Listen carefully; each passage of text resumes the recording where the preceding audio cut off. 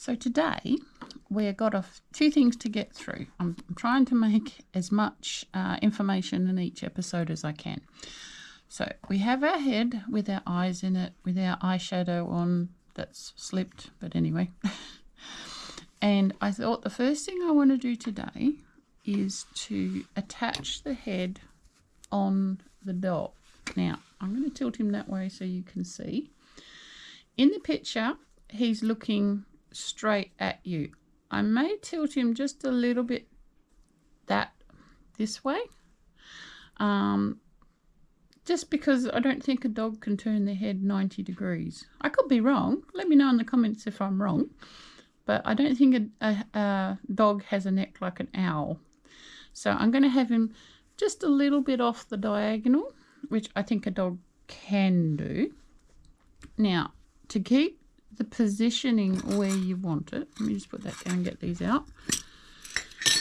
You need to secure the head in the position you want. So that's straight. We want him just a little bit that way. Get our stitch markers out. Put your glasses on. That helps. It always helps to have glasses on. And then, because the neck is quite easy to get at, start with the neck and then get a little bit of the head and put a stitch marker in. That way that's not going to shift, but you need more than one because it'll fall off. So you get another one on this side. So a little bit of the neck and then wiggle it a bit to get a bit of the head. Come on, get through.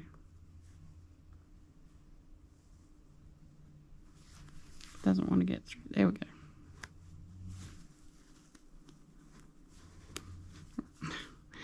It'll get through, but it won't do up. There we go. Right, so we've got those two, but we want it to stay that way. So we're going to have to do one at the back. I'm going to try and do it on the camera, but you may not see it. So this is the back of his head. Just want one, please. Give up on you, try a different one. There we go. Hint, always have all your stitch markers open in your container. That way if they tangle together, they come apart easier. There we go. That one. So make sure he's still the way you want him. And then one more, just for luck. If you come up from the neck, that gives you a good anchor point. And there. Right. So that's me not holding him. And he is here off to the side, which is what I wanted. So now I don't have to hold him. Yes, he drops back a little bit, but when you push him forward, he's facing the right way. So how we sew him up, turn all this over, take that out of there so it's not going to... Right. If you remember, we left a long piece of thread at the end, mainly because we thought we might have to do more neck. We don't have to do more neck, but this piece of yarn can be used to sew the head on. So we get out a wool needle.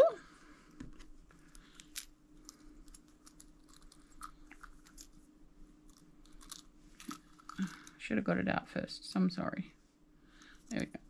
Wool needle, nice blunt wool needle. Now, the reason why we use a blunt needle is so that it goes between the threads, not cuts them. A sharp needle can actually cut your threads, especially if you're using wool because it's softer than cotton. And it also slips through the stitches a bit easier. Alright, so that's our yarn threaded up. Now, I might actually double this up because it's a neck. I want it pretty tight. So the way we sew this together is mattress stitch. So we take, this is still attached to there, so what we might do is we might finish that off by just going through that loop, because that was our active stitch, our last stitch of the row. Just put that there. So you take, make sure we're keeping it in line, a little bit off the head,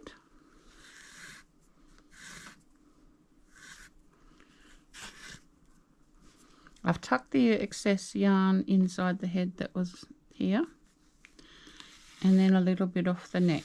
I'm going on the neck, I'm not sure if you can see it, but I'm going below the top of the stitch and a little bit off the head. Now I can take my first stitch marker out because I'm right on it, and you just do this all the way around. Make sure your thread doesn't get annoying. It looks like we have, yes we do. Just make sure every now and then to pull your thread straight so that the two ends don't become a problem. So hopefully you can see this. This is my top edge of the neck. I'm going in one stitch, out the next. That's how I'm picking up the neck. Everything attaches to everything else. Now we're around the tail as well. All right. So this is all I'm going to do all the way around here. Now with the head also, you don't want to come up too far at the back. So I'm actually going to come down a little bit because you want this to come a bit under the skull so it drops in. It just makes it look a bit more realistic. If you look at a little doggo, he does come in at the back of his neck. All right, and one more, and then I will just finish it off camera because this is a little bit boring. Other thing I would do also is every, what have we got, about 5 stitches? Every 5 stitches or so, go through them both and make a surface knot. So that's a little bit of both, and then under there.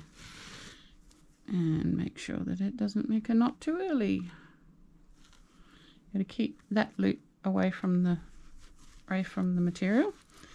So pull that, pull that, pull that, and then pull that.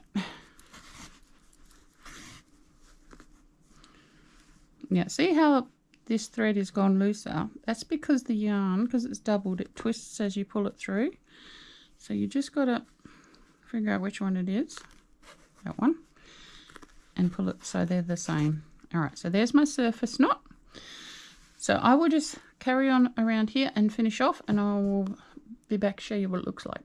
Okay, so we are back now, and I have done all the way around the neck, and I'm back where I started. Now, if you get to this point and you can't see it coming in like this, what you can do, don't just wrap your string around here, because people will see that and it'll look like you're strangling your dog. You go in, you'll have like in stitch, out stitch, in stitch, out stitch.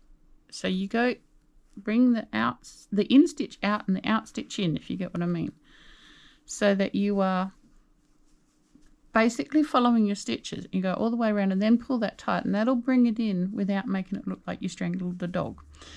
So I'm happy with how this looks. So I will just go tiniest little bits because I don't want to make another bump, and just pull that through, and that has made a knot for me for finishing. Pull it back and then pull it forward, and then we're just going to lose the end inside the head like that. Always do this more than once, this weaving it through, and go in a different direction. Just helps you hide it better. And what I might do is I might go back in and then come out a long way away, and that will do. So that's the head attached. Yeah, where'd my scissors go? And go. Snip. Cover back on the zip snips. Alrighty, so that's our little dog done, as in head attached. I'm going to have to hold him like this, otherwise you're not going to be able to see him. So the next thing we want to do is find where they've gone. There they are. Now I have already made the ears, and here they are.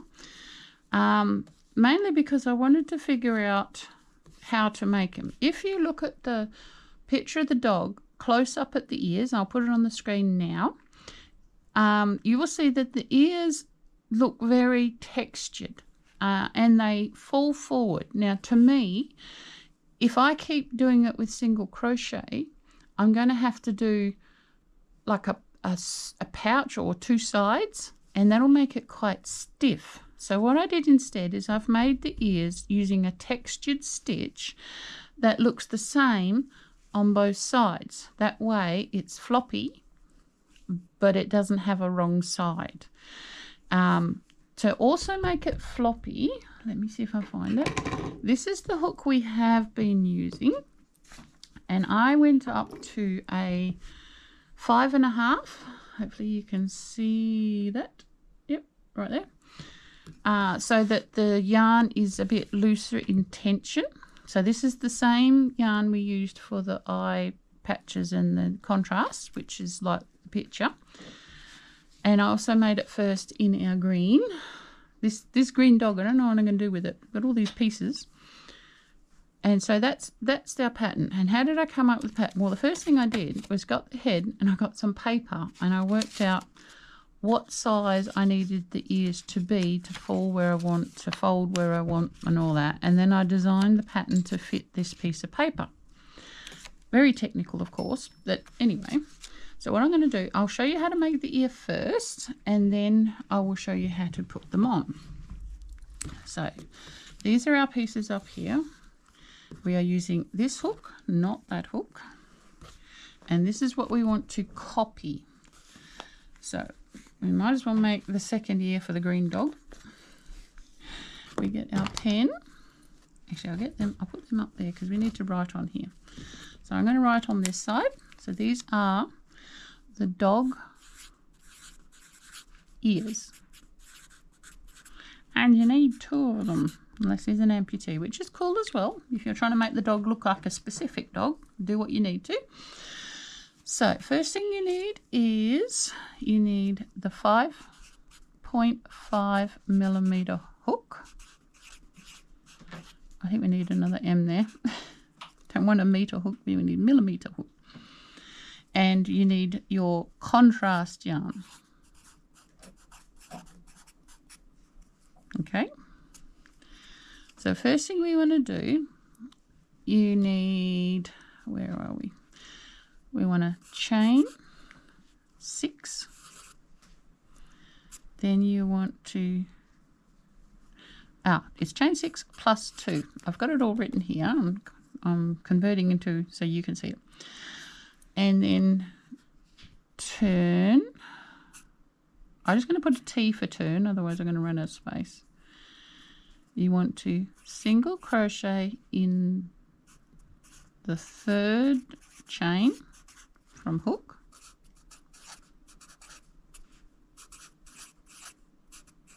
And now what we're doing is called lemon peel stitch.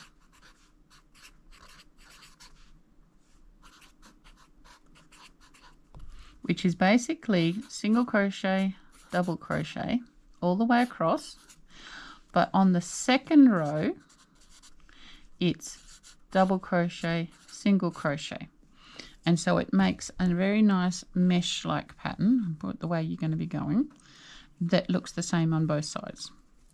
But what you've got to remember is you need an odd number of stitches. And also the rows that start with a single crochet, so we call them SC rows,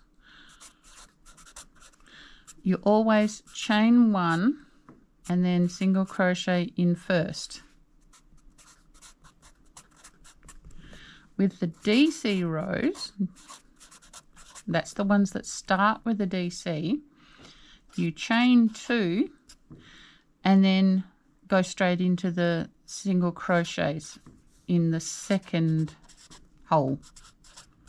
You know what I mean by the hole. It's where the stitches get placed because you're looking at the back of the last row. So you've got to remember these 2 things to make the edges look right.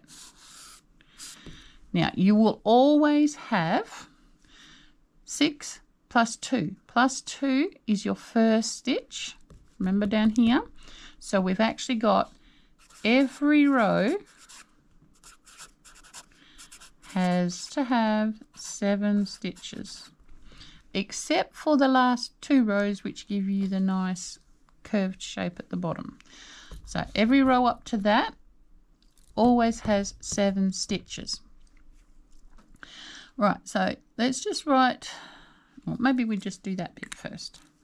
So we've got our hook, we've got our yarn. This is going to be the end closest to the head, so you can leave a decent tail to help you sew it onto the head of the dog. So we've made our slip knot. You want to chain 6, 1, 2, 3, 4, 5 and 6. I'll turn the yarn so it's not going to be annoying. Right, so that's our 6. Put your finger on that one and then do the 2 and 2. Now your first stitch needs to be in the 3rd chain, so that's the one you're holding, and it is a single crochet. Right, so this chain that's folded over, that's actually your first stitch. Next one is a double crochet. Look, and then a single. So we're just repeating this across. You should end up with 7 stitches, and the last one should be a double crochet. Single crochet here, and then a double crochet at the knot. So that's our first row done. Remember, that chain is your first one, so it's 2, 4, 6 and 7. So that's row 1 done. To do the second row, I'm going to show you the 2 rows. I'll put a 1 here. Now 2, we want to chain 1, so we're doing a single crochet row, single crochet in first hole, DC, SC across, DC, and you should end with a single crochet. Once again, 7 stitches. So what we'll do after that, we need to repeat rows. If you can, no, actually, no, what I'll do, I'm going to write row 3 out. It is a repeat of this one, but you don't need the chain 6. You need a chain 2. Actually, I should put on here.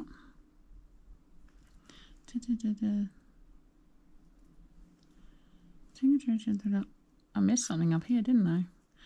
D, C, S, C across and end DC.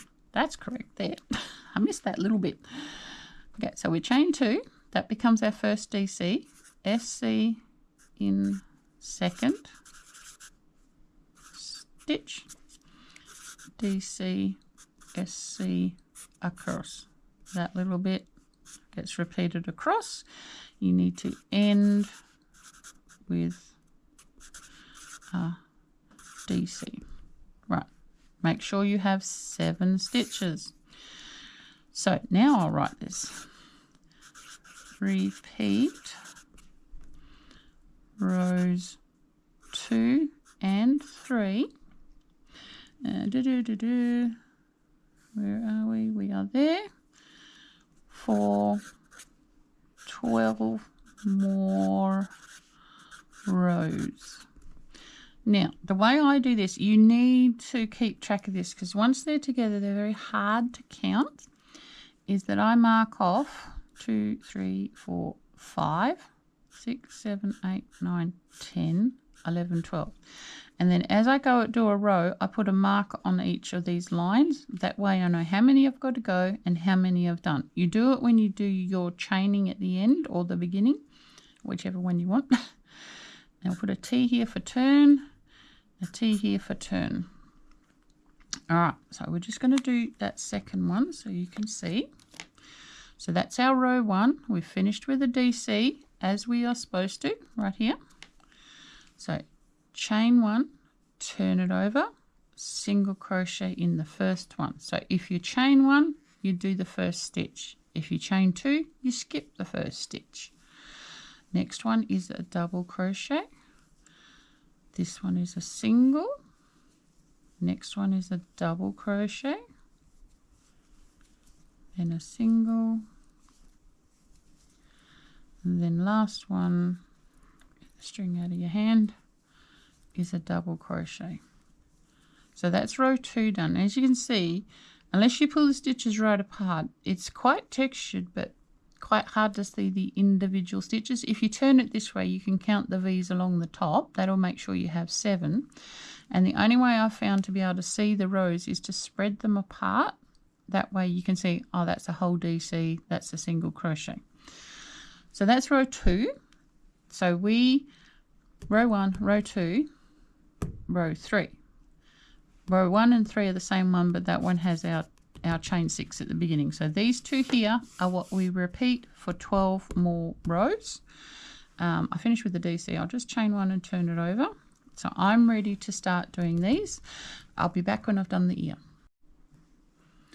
All right, so that's the extra 12 rows done. So we have 15 rows altogether. Now, one thing I want to say, when you do your single crochets at the end, make sure that you're going over at least 2 stitches. Don't go over 3 because it will make a hole. 2, and then it leaves the last one so that there's not a big gap. So for the next row, I'll just pull that through one so I can write it down. Need to get another texter. My other one wandered off. Okay. So this is for what row would it be? We'll go 15. It's probably 15 or 16. We'll go 15. So what you want to do is the chain 1 I just did. Then you want to pick up 1 and then a DC decrease, a single crochet. Then you want another DC decrease and another pick up 1 and a DC decrease to finish. Now that looks really complicated, but I'm going to write the second one because that finishes it off, and I'll show you them both in a second. So this one, put a T at the end because we've got to turn it around. Where are we? Chain 1.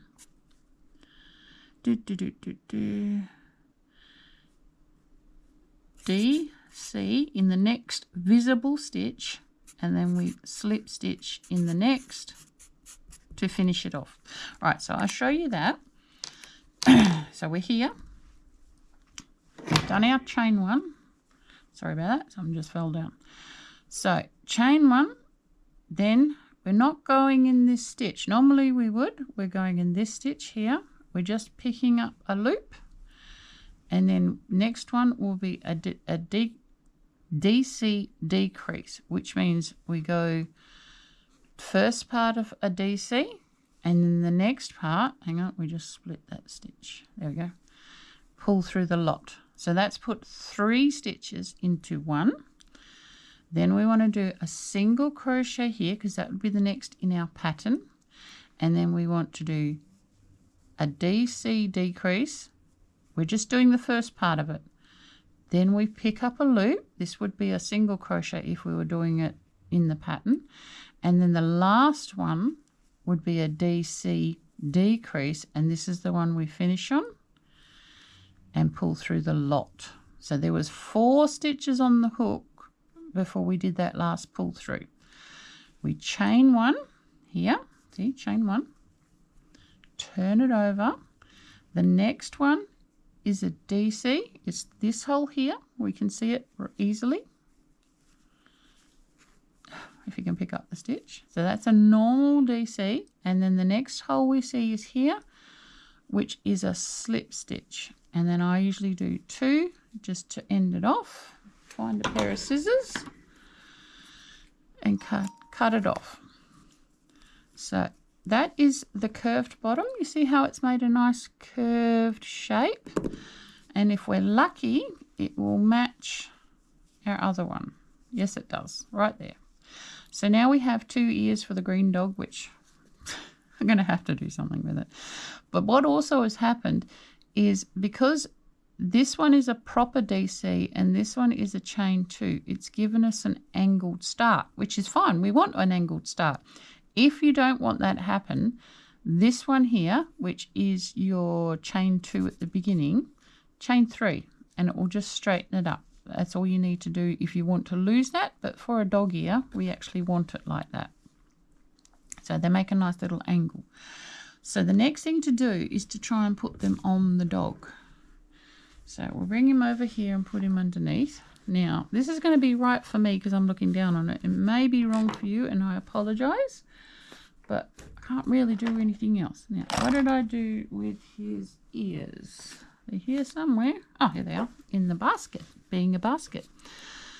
So his ears, what we want to do, we want to put them on, and we want them, you want them like a little cup shape. You want the front to curl over and the back to be reasonably straight. So you want to sew them on kind of like that. So when he's upright, they fall forward like a normal dog ear, like that. It's a little bit hard to show you here. Your best bet is to pin them on, or well, we could try. I'm going to have to put him upright to see what I'm doing, and hopefully you guys can see. So I'm just using stitch markers because they don't, I can use a pin, but they're a lot harder to see where you're putting things. And that didn't work because it didn't go through a stitch. Doing well today. Let's just put that through a stitch. Stand it up again. Fold it over. Right, so that's attached there. So we want it to curl around. So I'm going to guess it goes there. I may change this. I'm just giving you some idea on how we do it. All right. So that's just to where I think it might go. And then when I put the dog down, he's a bit conky because I've been leaning on him. That's how his ear will hang, which is what we want. I wanted a little bit floppier ears. You can put them higher up, you can put them back. What I'd do is I'd pin them both on and get them forward, backwards, up and down where you like them when they fall. The whole point of this is they're falling forward ears. So that being said, all you need to do to attach these is have a longer bit of string than this one has and just whip stitch the back of the ear. I can't really show you that on the camera, but hopefully you'll be able to figure out what I mean.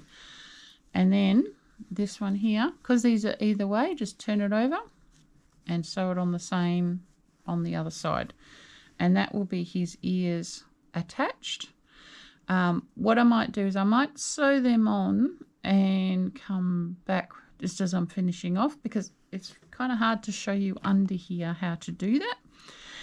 It is just whip stitch with the same color yarn and just try and make a neat line around the outside edge in a like a cup shape. I'll draw the shape. The shape might help. So we say this is our dog head from the side, like that. All right. You want, there's his eyes here. You want it to be like that shape. So that's the shape you want the ear attachment to take. It's like the shape of the top of our ears. Now, I would put them either in line, to begin with, in line with the eye, or slightly lower, but I wouldn't put them any higher because that's a different kind of dog. These are floppy-eared dogs. So in line with the top of the eye is pretty good. You want them fairly halfway across the bulk of the head, and you want them higher than the middle of the head. So kind of that line. So hopefully that makes sense. Like I said, I can't really show you on the camera because there's not a lot of room. And the next thing you want, I'm also going to show you the tail, is I make wadding eggs for when I'm making toys or amigurumis with that need armature. This is just some cheap quilt wadding cut into, it's just over an inch. An inch is probably an easiest way to say it. They usually can't come in packs, and I cut them all up into inch strips because then I can wrap the wire in this. So we'll be using that in just a minute.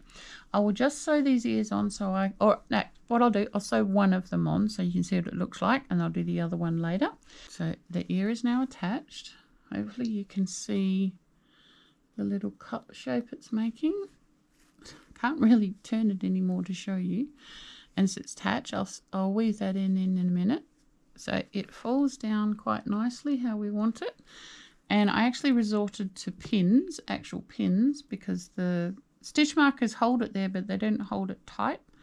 So that one is now pinned, matching. Actually, it needs to go a little bit higher here, but it's pretty close to matching. So I will sew the other ear on off camera, but I'm not going to do that now because that's that's too much time. The next thing we're going to do here, we've got quite a bit to get done today, is the tail. Now, as I said at the end of the last video, I folded this wire over and I haven't actually closed that off because I'm going to use that. So the first thing I'm going to use is this wadding stuff that I have, my wadding egg. So I'm just going to pull that through the hole there and then fold it over that way and then wrap the wadding around it. It needs to be a bit more. I need it over the top.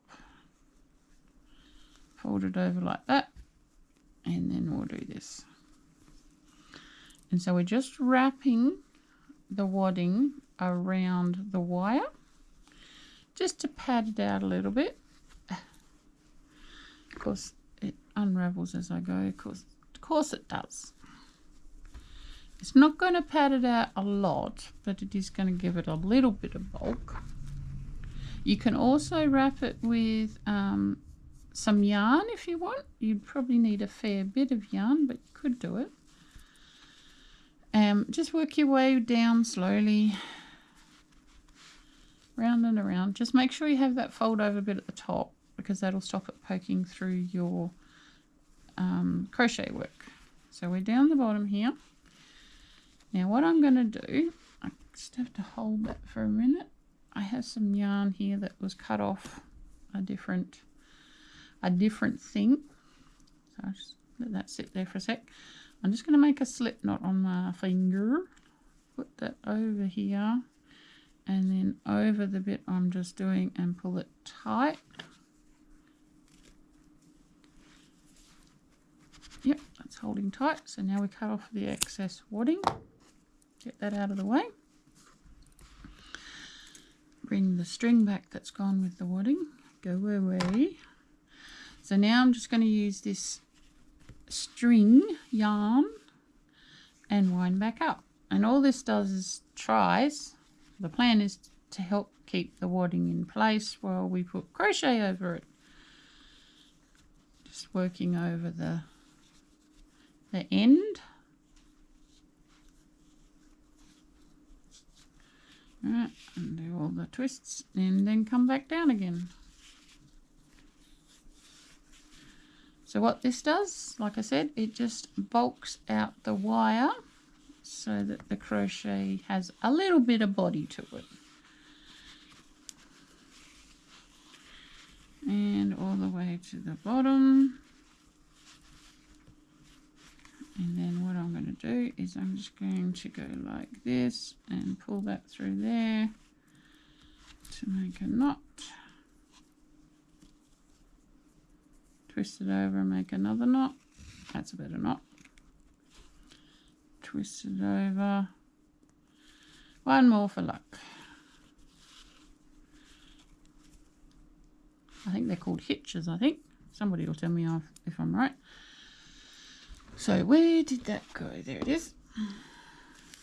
That being the sewing needle. So just to secure this so that when I'm playing with it, it doesn't come off, I'm just going to thread it underneath everything and come out up there. That way all our knots stay in place and then back again. Now I haven't made a sample of this. Well, I've made the final one, I'm not going to make a green one because I need wire to put under it. So that's our little fattened out tail. It's very cute. And make sure that this bit of darker stuff is not wound up in it. It is, you know. I'm going to have to get that off, but I'll do that later. So now we bring this in. This is what I've done for the tail. Now it's way too long because I didn't have the dog in front of me when I was making it. So you basically need to make it the length of your wire. Turn it this way so you can see it. The length of your wire plus a little bit, because we need to attach it to the container. It's only about 2 or 3 rows too big. All right, so that's good. That's good. I can do that later. So I will write out what the pattern is. Move that up out the way. Do a little bit of tidying here, I think. All right, so the tail. Now, I'm going to move this across a little bit so we don't run out of room. There we go. This is the tail. Now, this could be difficult if you're not familiar with working in tight places.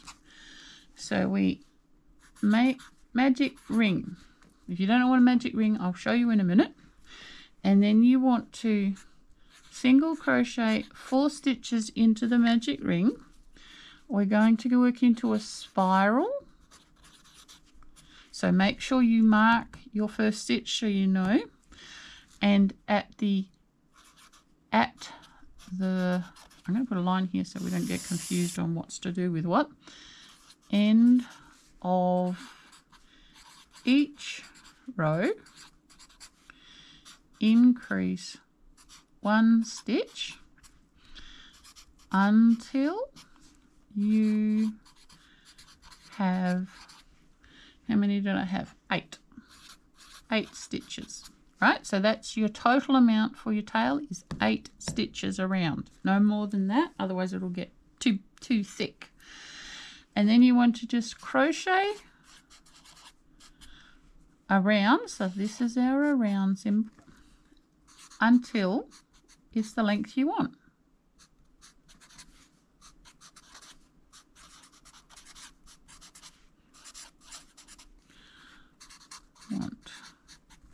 Okay, so in case your tail's longer than mine or whatever, so I haven't measured mine, but you also want to add approximately 2 centimeters. That is so that we can attach it to the side of the container and maybe spread it out a little bit. So that's how you make the tail. And I will show you. Actually, I am going to have to do it on the green one because the brown one's attached. So for my tail, too much stuff here. I've got no room. That's better. Yeah, I'm going to have to use the green one, aren't I?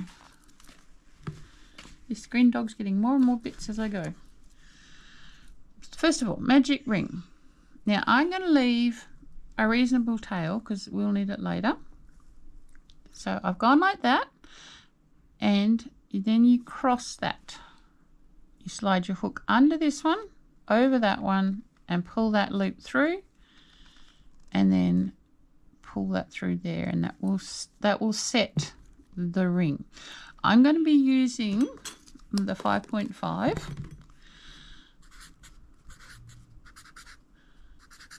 hook, all right, and you will want to use, I've used the contrast thread.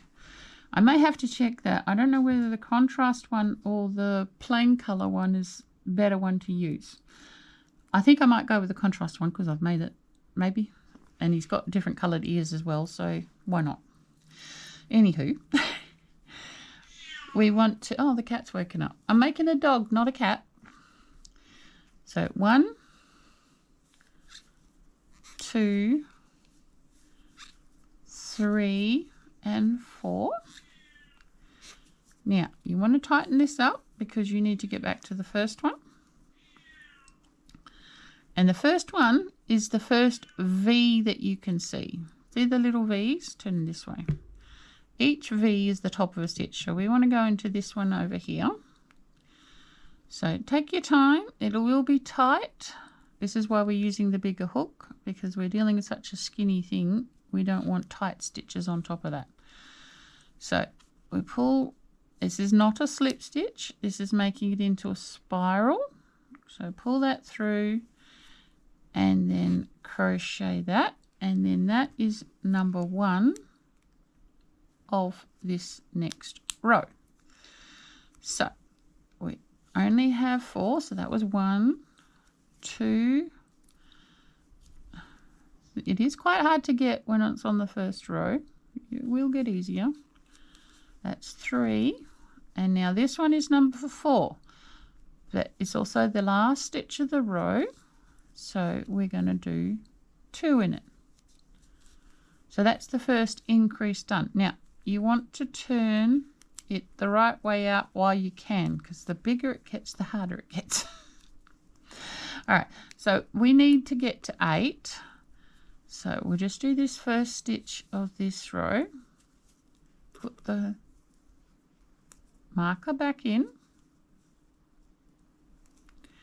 when I can get it to click. Right, so we have 5, 6, 7 and 8. So we've just done that one. I always mark things off, always. That way I can put it down and come back to it and know what I'm up to. Make sure you keep this long string out the way, and then you just go around doing your normal single crochets. Now if you have trouble with catching the other side, I suggest as soon as it gets big enough, put something in there, as in the end of a biro or your finger, as soon as you can. So like this finger, wedge it in there. That way it's not going to get in your way. Now we just did the increase for that row, so we now have 6 stitches. Take your stitch marker out, do this one, make sure you're only under 2. So easy to pick up the other side, I do know. And then we go around again. So this one will be 7.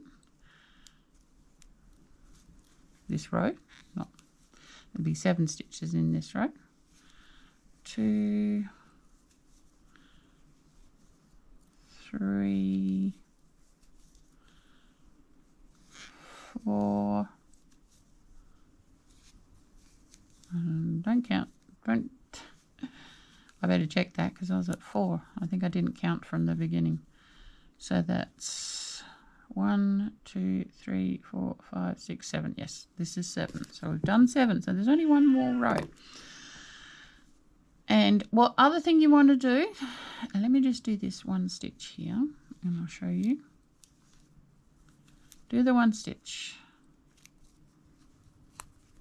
Now, if you're stopping on the first stitch, put the stitch marker in your working loop so it does 2 jobs.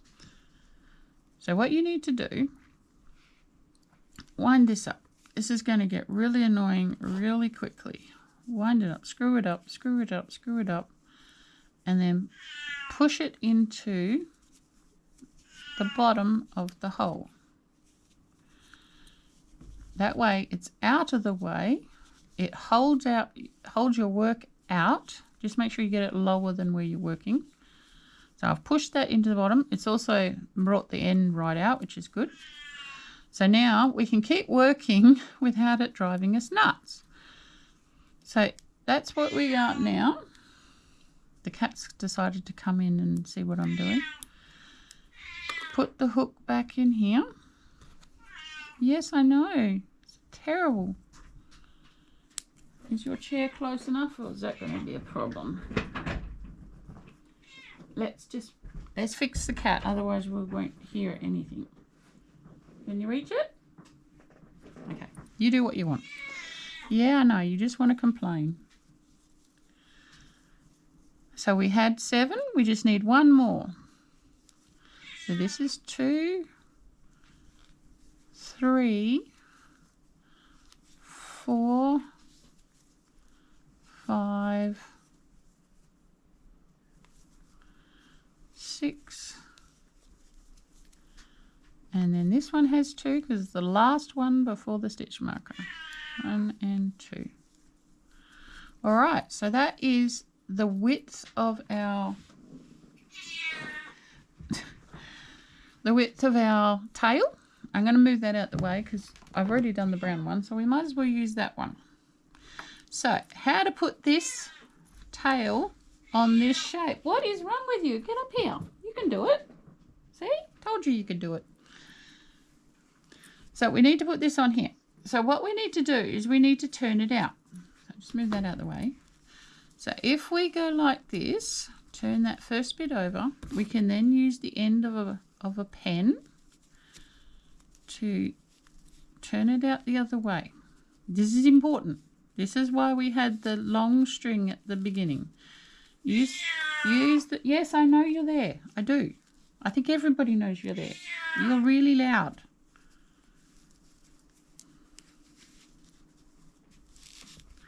She's purring her head off, so she's not hurt. She's just very loud. So keep going until you can push it all the way out. And we should come across our long tail in a minute. And there it is.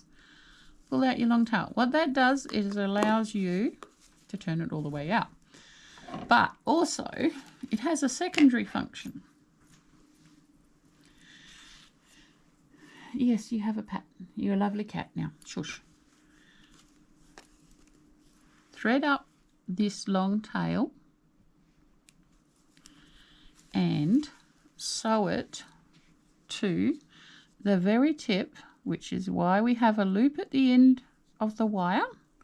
So wiggle it in through the wadding and then sew that to this. Do it a few times, get it through. Make it really secure. And then put a knot in it. And another one for luck, because we like luck. Luck is cool. And then take the needle off. Right, so that has attached this to that. Now, all we need to do is use the wire to push it through. Just take your time, no rush. There we go, now it's going. And it will be like, I don't know, putting a sock on a foot. Slowly push it down. Now you see how you can see my stuffing? We don't want it that spread out. So pull it up a little bit. This is why we had a bit extra. Pull this a bit more, pull that up a bit more. That way we're closing up the holes a bit. Pull it up. And there you go, we have a covered tail. Now I have excess crochet here. So this is my working loop. Just take that off and undo the excess. I don't want to get rid of all of it. I'll just get rid of a couple of rows. It's always better to have more than you need than less than you need. Now, I want to have a little bit so I can attach. Just make it a bit looser. Wiggle it around a bit so that you start covering up these little holes. If you can get the black wadding, that's probably even better, but I can't get the black wadding, so I reckon this one will be the last one. Where is it? I'd stop it. Yeah, stop it there. So, yeah, I know. Right, so that's where that end is. I'll just get that and I will pull that through. Now we don't need miles and miles and miles of thread because it's only a tail, so I'm going to cut it about there, get rid of all of that, put that needle over there before I throw it on the floor. So I've just unravelled until it's down to there. I think that's ideal. Don't get this confused with the one to sew the pocket on. And pull that tight. So now we have just put on the tail, a little skinny tail, but you know, it'll do. If you made this with a mohair or a faux mohair blend, you could brush it out to make it a furry tail, but you know, the rest of the dog's not furry, so I think we'll be fine. And then all you need to do is to sew that around there and then sew the pocket over it. And that's the tail done, attached and finished. And so that is all we're going to do today. I think that's a fair bit. So we've put the head on, we've made the ears, we've sewn an ear on, we've made the tail, bring it a bit more in, made the tail, and you can sew that on. It's the same way you sewed the head on, just mattress stitch around. It's actually going to be covered by the pocket, so you can do whatever stitch you like because no one will see it. And that is all for this week's Saturday craft and making a dog. There's only one more making episode left, which will be the feet, the little feet. I haven't even looked at making them yet. And the soft sculpture for the face with his little mouth and his eyebrows, you know. So we do that to go, and then we will be done. I will do one more video after that, but that won't be a Saturday one. That'll be just when I get it done. And that will be showing the finished dog and a list of the materials that we've used to make it. I'll put that in the playlist. So if you want to start making this, you'll have a full list of everything I've used and you'll see what it looks like finished. I might even try to set up a photo so that this dog, and we can compare it to the inspirational picture. I think that'll be rather cool. I mean, it's not going to be exactly the same, but I think we've come pretty close. So I hope you enjoyed today's one, and I hope your dog is going well. You know, you're getting along with making it. Please like, share, and subscribe. Subscribe especially so you don't miss any of these. They are in a playlist already, and like I said, I'll add those last two when they get done. And I will see you next time.